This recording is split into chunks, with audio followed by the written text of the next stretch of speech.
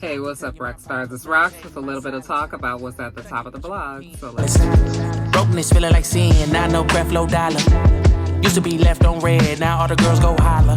Now all the girls go find follow. Roxstars. I'm a little stressed today. I don't have much time. Work has been very busy. I've got a new assignment that I'm doing and I'm learning how to do it, and it's stressful, and that's the reason why you're getting this video late, because I have been working like a crazy woman trying to just get the hang of what I'm doing new now. You guys, I don't know how much longer this well, it's not a side thing. They've lent me out to another department. I feel like I'm going to be going back to my regular department soon because this is starting to be more than I signed up for. So anyway, not that you guys care about any of that, but I'm just letting you know why I'm feeling stressed today. But we're going to get through this video, you guys. First story up, we didn't talk about it last week because actually right as I was editing the video last week, the verdict or the charges on the officers that had beat up and killed Tyre Nichols, they had just dropped. And so I didn't put it in the last top of the blogs. We'll talk about it today. So you guys have all seen the video, or maybe you haven't. Because I know a lot of people are now it's just starting to be so much to see these videos that, you know, many people now avoid them. But Tyre Nichols was the 29-year-old young man that was driving home one evening, and 5 officers by the name of Justin Smith, Desmond Mills Jr., Emmett Martin III, Demetrius Haley, and Tadarius Bean, they stopped him on a routine traffic stop, let them tell it, saying that he was driving recklessly. Okay. They put in their report that he was driving recklessly. They pulled him over. He gave chase. He was fighting back. He was trying to take a weapon. You know, they put all of this in the report. I'm guessing because they did not realize that, or they didn't care that their body cams were on and that we were going to see very different footage than what they had reported. I guess maybe they felt like this was going to be like many of the other times probably that they've done something like this, that didn't gain much traction, didn't gain much speed. And I mean, clearly they thought they was going to get away with it. Okay. They probably haven't beat anybody to this extent, of course, because nobody else has died. But you can't tell me that these guys, part of the Scorpion unit that has been disbanded, it's a specialized unit at that police station in Memphis, Tennessee, that is supposed to deal with, you know, certain crimes on the street. So anyway, like I said, they apparently believed that they were going to get away with this, put something totally different on the report, and probably was not banking on the fact that Tyre Nichols was going to die. 3 days after he was attacked, he did die. Attacked only a few feet from his home. The video is pretty traumatizing. Just hearing him yell for his mom, you can tell that he was just hoping that his mom would open that door and come out the door. That's how close he must have been. But she didn't hear it. And they killed him. They killed him ultimately. Now, there was another officer that recently got fired, a white guy by the name of Preston Hemphill, however you say his last name. He was actually the officer who was at the initial stop, because apparently after Mr. Nichols gave chase, he didn't chase after them, but he did at the first stop tase Tyre Nichols. He was also fired. There was another person, I think an EMT person, that was fired as well.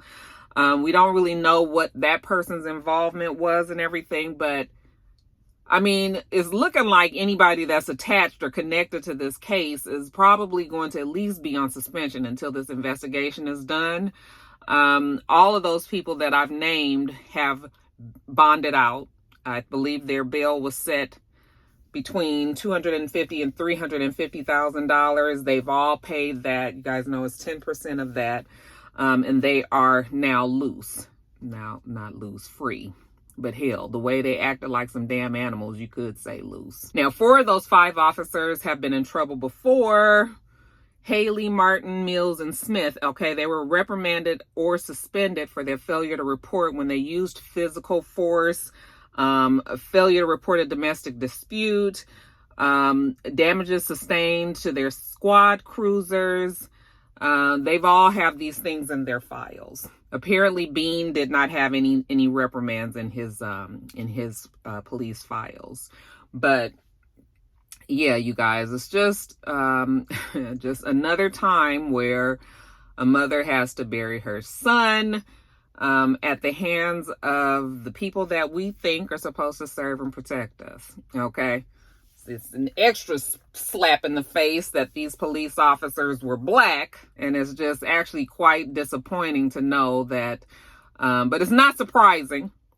Let me add that it is not surprising because for some reason, once they put on that uniform, there are many people that believes that uniform makes them higher than God, and that they take the control and take advantage of that control of what they have and the power that they have over the regular people, and then they do things like this. Thought they were going to get away with it. Definitely not getting away with it. Now you done called out the big people. We got the Ben Crumps and the Al Sharptons and well, we don't have Jesse Jackson because he's ill, but the Ben Crumps and the Al Sharptons of the world are now on this case. And yeah, it's just, we've seen this. If you've seen it once, you've seen it 100 times. These police officers who they did fire quite quickly. Okay, the Memphis Police Department was not trying to play with them. They've seen enough of this happening to know, for PR reasons, political reasons, that they had to let them go immediately. It was disappointing to know that they didn't let that white guy go quite as fast. Okay, but the people were wondering, like, why isn't he also, the father of the young man was wondering why wasn't he also let go, and then he finally was. But for a minute there, they weren't releasing his name, and you didn't know anything about you. They just said that there was another officer. No, we gonna need to know who that was too. Go on and throw him in the mix too, because at the end of the day, these are police officers. They obviously look at themselves as police officers before they look at themselves as black. I don't know what they thought. I don't know what they thought, but they need to be made an example out of. I don't even care that the fact that they're black. The fact that they are police officers who took advantage of their position and killed this young man, that is enough for me. So we'll see what happens there. Prayers up for the mother, who, said that she felt even worse, the fact that he was calling her name. She couldn't even watch the video. I mean, as a mother, I wouldn't watch that either, but she did want the video released. The family wanted the video released. So that, even though it probably was going to be released anyway, that stuff is public record, but, she wanted it released because she wanted people to see how the police treated her son.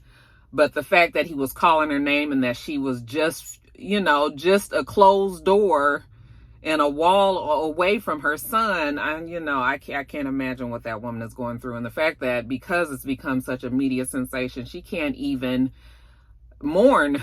She can't grieve her son because she's got business to take care of, okay? The business is making sure that the people responsible for her son's death are arrested. So, yeah, I feel really bad for the mom, really bad for the father, really bad for the family, period.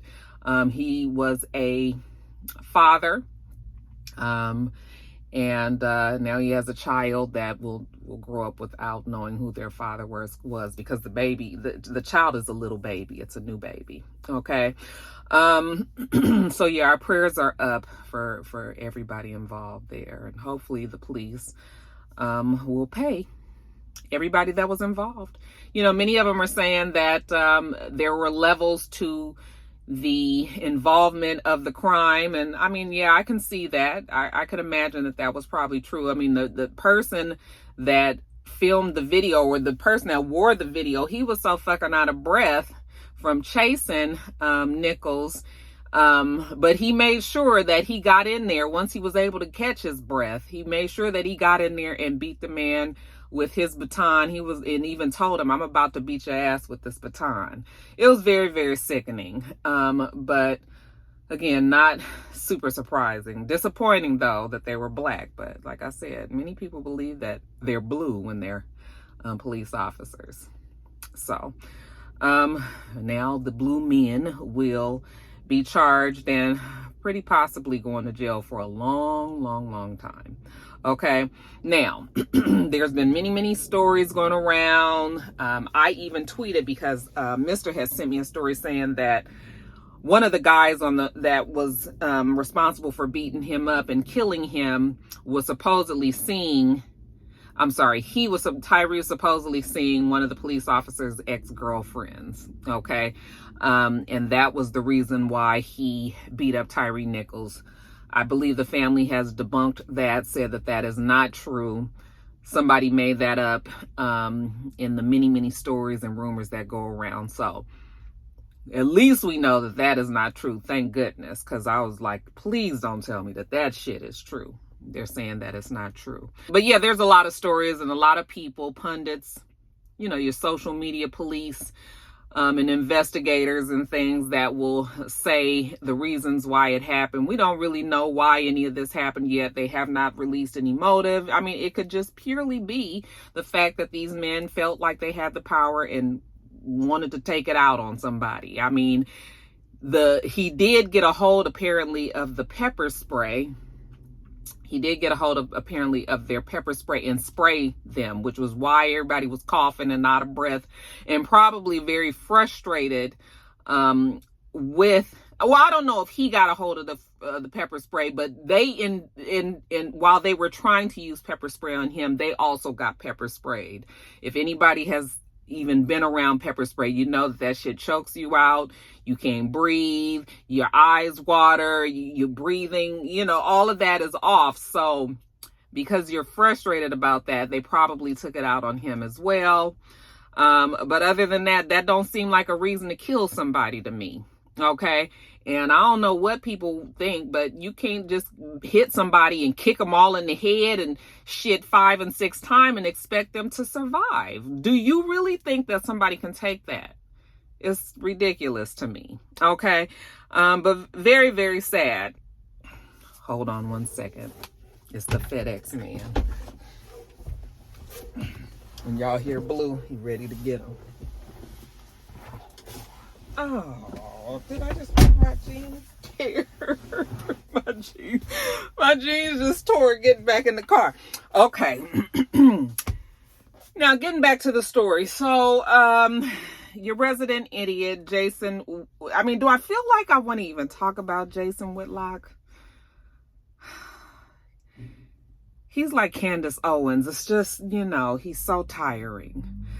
I don't want to talk much about him, but he was on the Fox show, and he was just trying to say that the reason why Tyree Nichols, well, you know what? I'm gonna read a quote that I got from him. What he said, part of the conversation that he had.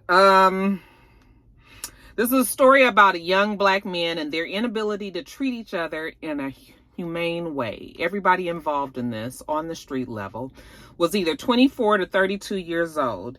Everybody, it was a group of young black men, 5-on-1. It looked like gang violence to me. It looks like what young black men do when they're supervised by a single black woman. And that's what they got going on in the Memphis Police Department. I mean, really, do we need to give energy to somebody like a Jason Whitlock who says stupid and asinine things? First of all, the lady is married. She's not a single mother. Okay.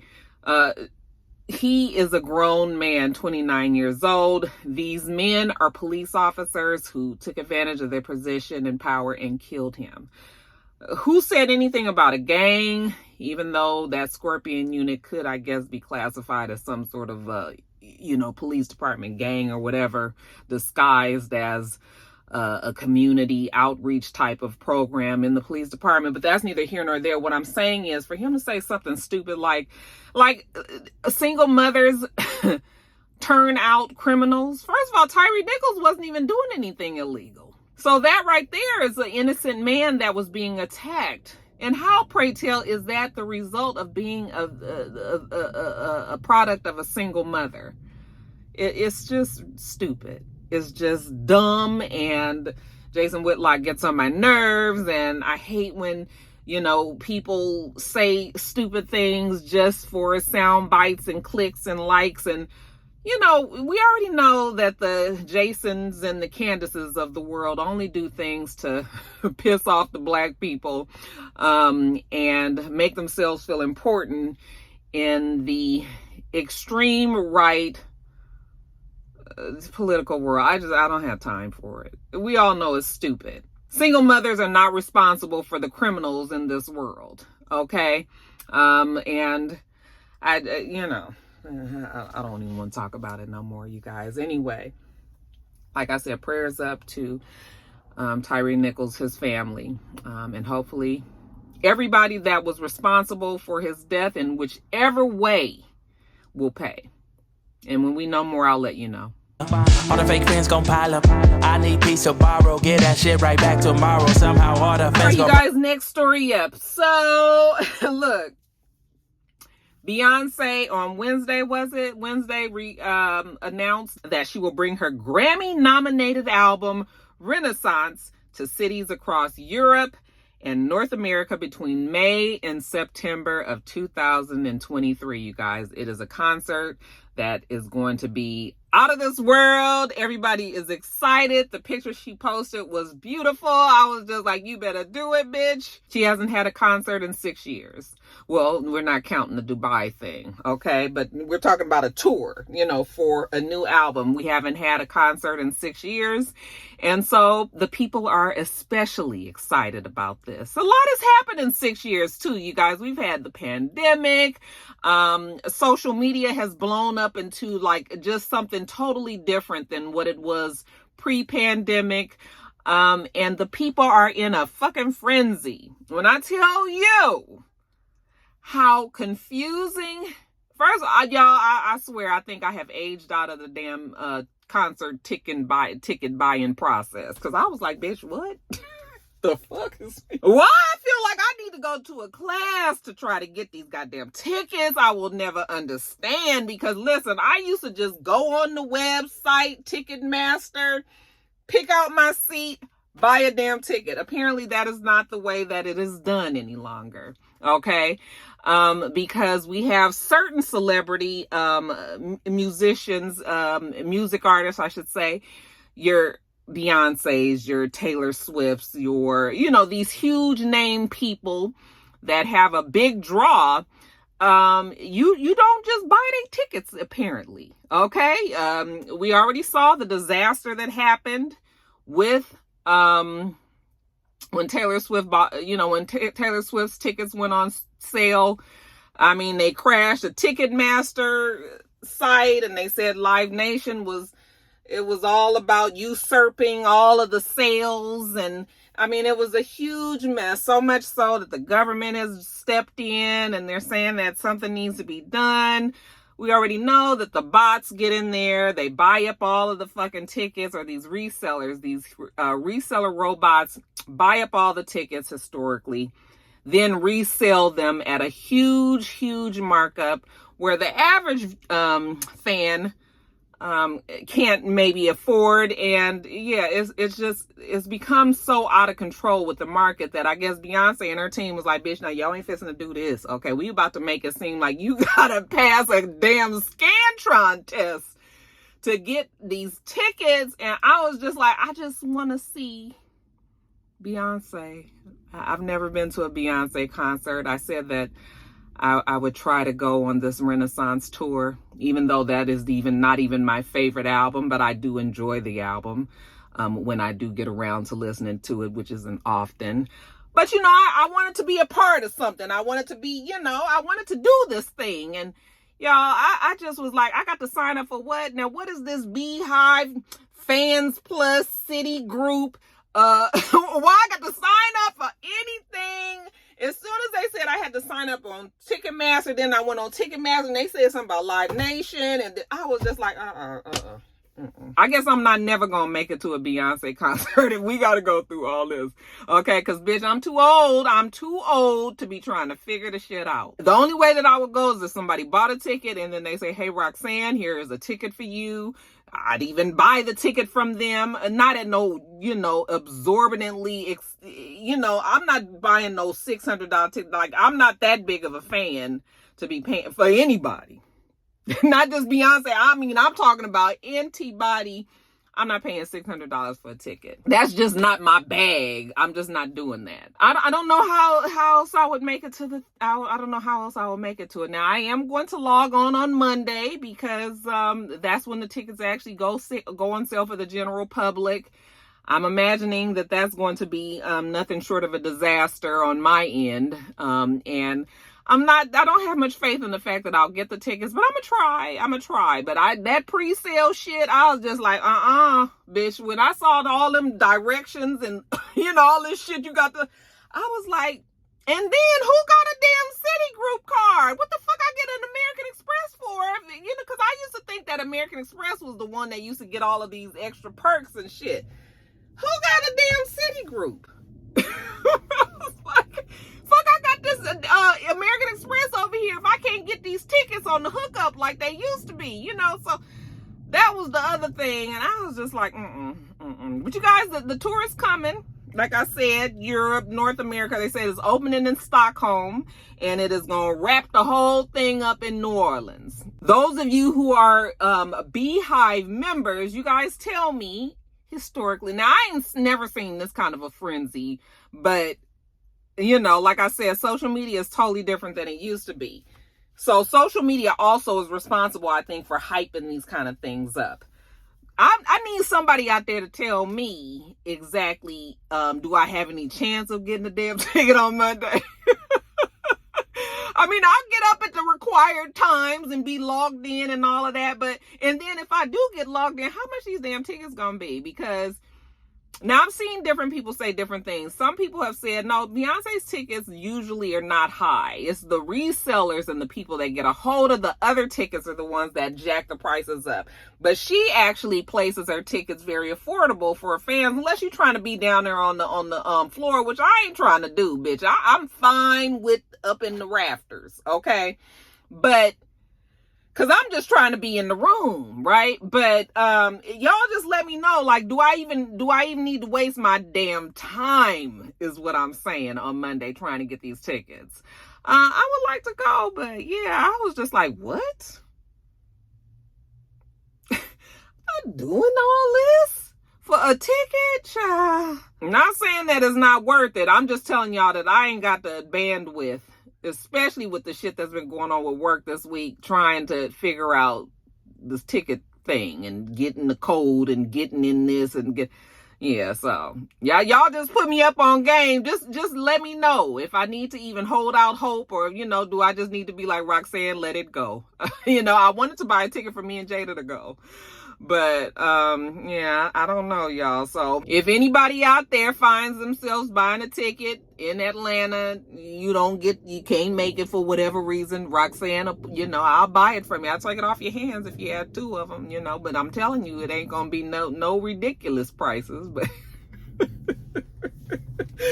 mean, I don't care that much, but I was just really amazed that I have never seen people be so excited about the tickets before. I've never seen anything like this. And just reading the directions had me stressed. So I already know Monday, I can't be in there on Monday with that. So y'all just tell me, do I need to stress myself out or just watch the video clips on YouTube and social media like everybody else that don't get to go? Okay, y'all let me know.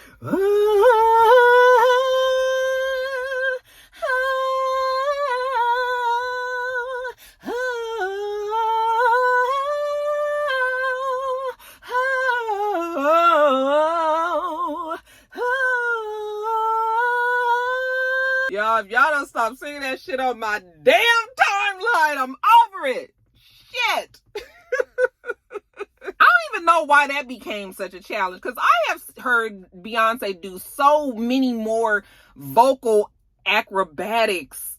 Why that song? Because that ain't really hard. I mean, I'm not saying that I sound good and I sound like Beyonce or anybody, but what I'm saying is, why y'all pick that to be the challenge of all of the things? Okay, she didn't have, I don't know. Anyway, let's move on to the next story. Bravo, smile so much to hide my sorrow. Faith is shaky in vibrato. I can't hold well, this is for my football heads out there. Y'all know I like to sprinkle a little football in here every now and then, especially with the Super Bowl coming up next weekend, is it? Not today. This is Saturday that you guys are getting this, so not this weekend, but yeah, next weekend is the Super Bowl. I don't know who's gonna be in it other than Rihanna. And they say that Jason Derulo is in pain and you know, he's injured himself and we don't know. I was like, I didn't know the nigga was gonna be in it. Who buys Jason Derulo music? I just want to know. I know he got a lot of fans out there, but he's like the fake Chris Brown to me, so I don't never see it for Jason. But anyway, TomBrady come making a video the other day talking about he retiring again. I was like, Tom, go somewhere, because we don't give a fuck. And everybody done already gave you all of the compliments and was sad and everything last time you retired, and then you brought your ass back. He said that he realized that it was a lot of fanfare on his first retirement, so he doesn't expect everybody to be going all out and saying all of these nice things like they said before. He wasn't even trying to make a big deal of it. He just wanted to let everybody know that he woke up that morning with his mind stayed on Jesus. No, he woke up that morning and had decided that he was going to retire. Did not, the Buccaneers did not make it to the Super Bowl. And I guess that was just, maybe he was just coming back for one last chance at the Super Bowl.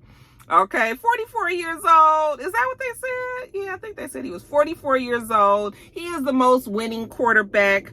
He has 7 Lombardi trophies. He has 5 Super Bowl MVPs, 243 wins, 73 losses regular season, 35 wins, 12 losses playoffs. He was selected to go to the Pro Bowl 15 times. This man has done it all. Okay, I don't even know football, and I know about TomBrady. All right. And the magic that he brings to the football field. But you know what? Everybody gets old, and it comes a time where we got to hang up the playing cleats. Okay. And it looked like that's what TomBrady is doing. Some people are saying maybe a little too late, considering he lost his family. We don't know if he lost his family because of football, but we do know that Giselle did complain that he was always gone. And you know, once he finished getting that football out of his system and retired the first time, you know, it was like, okay, he's home with his family and all. And then when he brought his ass back to football, a couple of days later, they also announced that they were getting a divorce. She probably, it could be two ways. Either it was, nigga, you getting on our nerves in this house, please go back to play football. Or it could have been, you going back to football and I'm leaving you. Okay, we could be either one of those. Whatever it is, his family is gone and now he is retiring. Actually, he said, this is difficult for me to write, but here it goes. I am not going to make that competitive commitment anymore. I have loved my NFL career, and now it's time for me to focus my time and energy on other things that require my attention. It's actually a slap in the face. It's just sort of like, you done did all of this. What was the things that didn't require your attention that required now? Your family gone. So maybe it ain't his family that requires his attention. I've done a lot of reflecting this past week and have asked myself difficult questions. I am so proud of what we have achieved. My teammates, coaches, fellow competitors, and fans deserve 100% of me. But right now, it's best that I leave the field to let the next generation of dedicated and committed athletes, I guess, child, I messed that up, but he's saying that it's time for him to go so that the younger people can get the shine. And he kind of almost made it sound like something was wrong. I was just like, now we gonna find out that the man is sick? Because I sure hope that's not what the case is. But you know, when you start saying you got other things that's more important and your damn family already gone, like, why wasn't it important back then? So I'm starting to feel like it might be something else in there. maybe not. What do I know? I'm not a football girl. Okay, but yeah, Tom is, he said that, yeah, he know he sound ridiculous the second go around, but they said that he thanked, the Buccaneers, and he was only with the Buccaneers for a few years, right?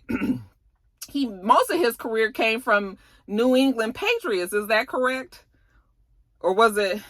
Yeah, I think it was New England Patriots, or was it? Anyway, whatever team that he came from before, something must have happened, because he don't never really shout out what the team that he was with for the longest part of his career.